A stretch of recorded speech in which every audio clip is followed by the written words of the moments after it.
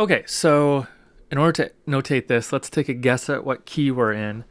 Our key signature here is F sharp, or sorry, is 1 sharp, F sharp, which tells us probably a good place to start is either G major or E minor.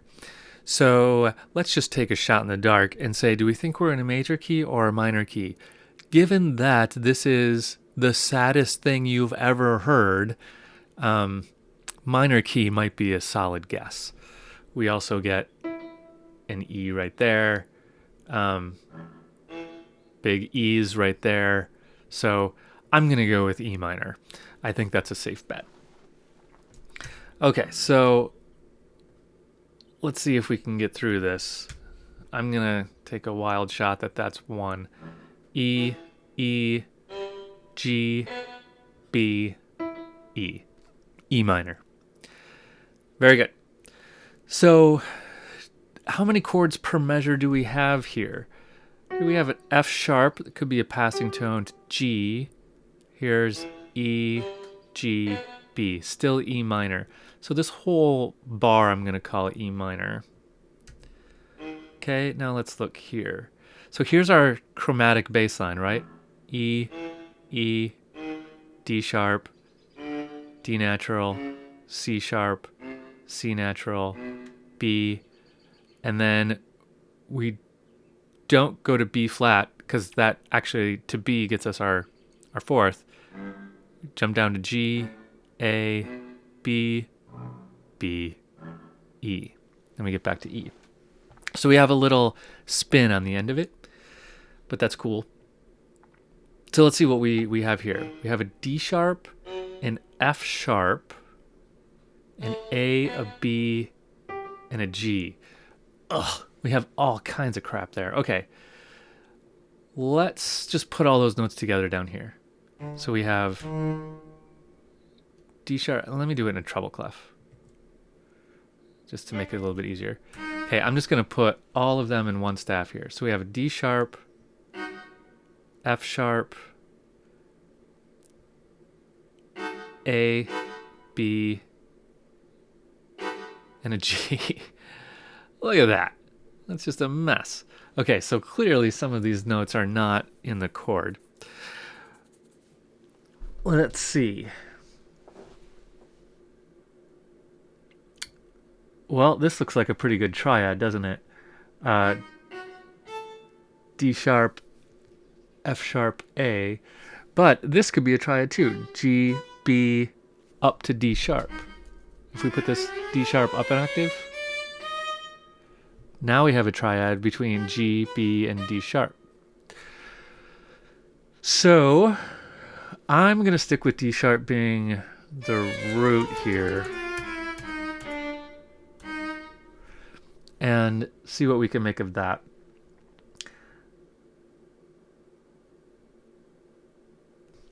Okay, so I'm thinking through this. This is actually really tricky because we basically have two triads here. So I'm trying to decide what are chord tones and what are not chord tones. And I think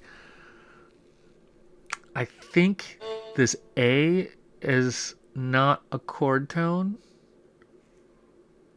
I like this B better because it carries through. So if I call this A not a chord tone, and then I move this D sharp up to here, that could be, you're probably saying, oh, I see add 2 or something like that. Not quite though, because G is going to be our tonic in this case. But what if B was our tonic? Because if B was our tonic, that essentially moves me to some kind of 5 chord, right? Let's see if we can make that work. If I move this G up an octave, move this F up an octave, F sharp up an octave. Okay. Now I have B, D sharp, F sharp, G. That G is weird, but let's ignore that for a second. This makes a nice chord. So B to D sharp is major, to F sharp is major. That gives us a B major chord. It's got this G in it. Where is that G? It's in the vocal line, so it's probably important. But it does fall down to the F sharp fairly quickly. So possibly this is a non-chord tone. Could be a suspension down to the F sharp. Okay, so I'm going to call this just, I'm going to simplify this whole thing and call it a 5. Now I could put an inversion on there because the D sharp is in the bottom. I'm not going to worry about inversions right now. Okay, so I'm going to call this a 5. We definitely have a B major something happening here, right? We have that raised third. I expect that in a minor key. That's okay. All right, let's move on and see what I have here. Okay, so here, let's do that same thing again. So now we have a D natural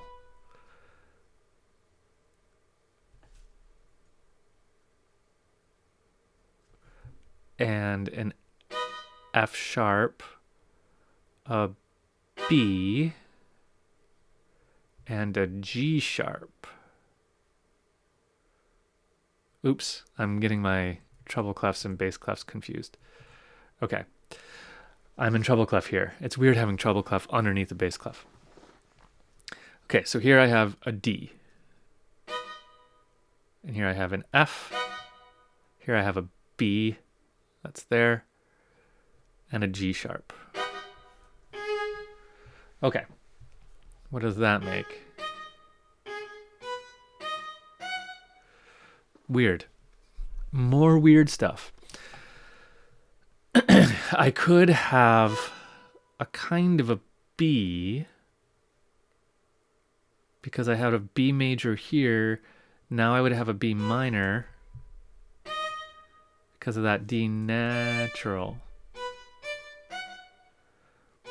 B, D, F sharp is just straight up B natural, or a B minor. With that G sharp though, just sitting right there, I feel like that needs to be in there. So G sharp, B. If G sharp was the root, like it looks like it could be here, what would that make it? That would make it a raised third. That would be like this. Raised 3, and then, oops, is it major or minor? G sharp to B is minor. So be a raised 3 something. Okay, so we're on the right track with this, but let's keep going down this road. So if I have a G sharp, what is this chord actually? Does that F sharp make sense? Because G sharp, B, D,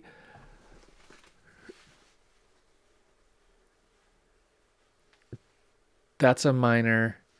G sharp, B to D is going to be a diminished, because G sharp to D is a flat 5.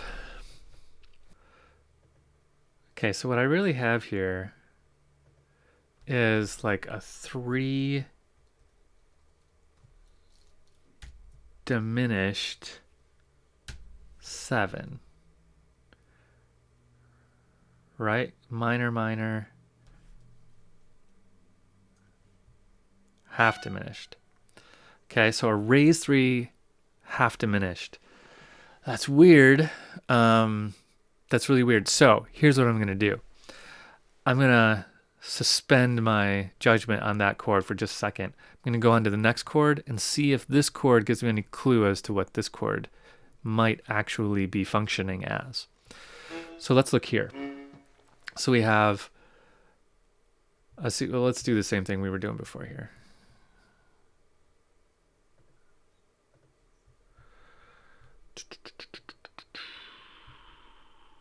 let's go. Okay, so we have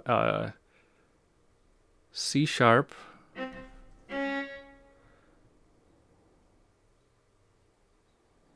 an E, a B, another E, and then an A. Okay. So what I see here is a pretty clear A, C sharp, E. That B, where was that B? Here, falls down to that A pretty quick. So I think we can eliminate that as a non-chord tone. And then we can call this an A major. Okay, so in the key of E minor, A major is 4.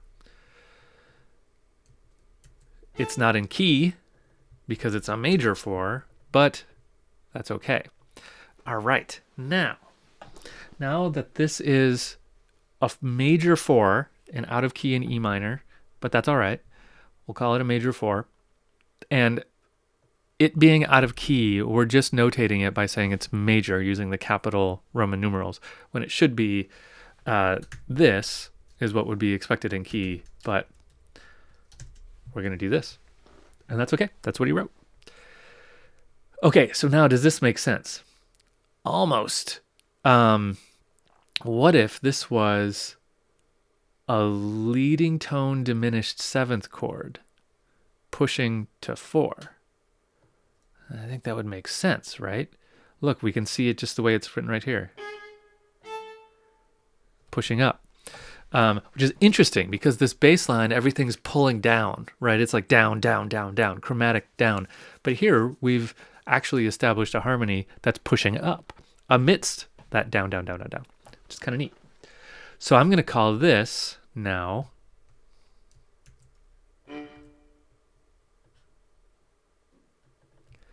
a leading tone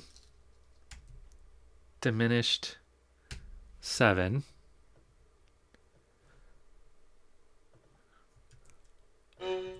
of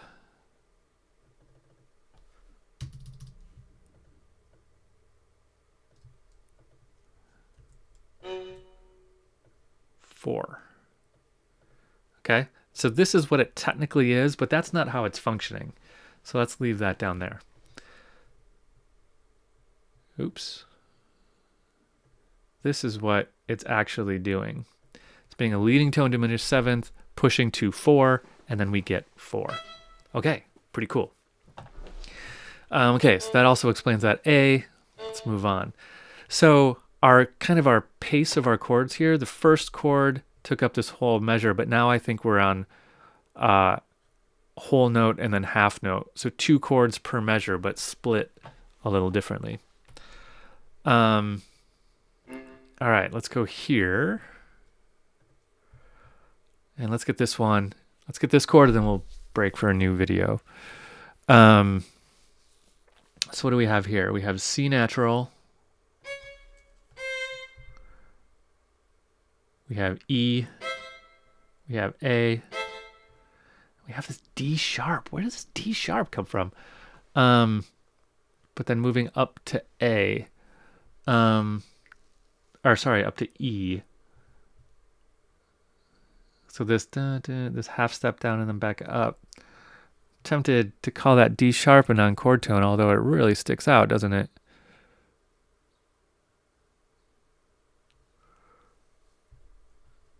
If we put this D sharp in here, yeah, we already have an E in here, so I really think that's a non-chord tone. This makes such good sense without it, because without it, we have A minor, just straight up, right? So in the key of E minor, A minor is 4. It's what we had here, right? We have A major here, and here we just did a little mode switch. Went to A minor. So we went back in key, right? So this 5 is slightly out of key, although we expect a major 5, This is significantly out of key, but it pushes us to this, which is out of key. But now here, we're back in key. Okay, this is getting to be a very long video, so let's break here, and then we'll do the second half in the next video.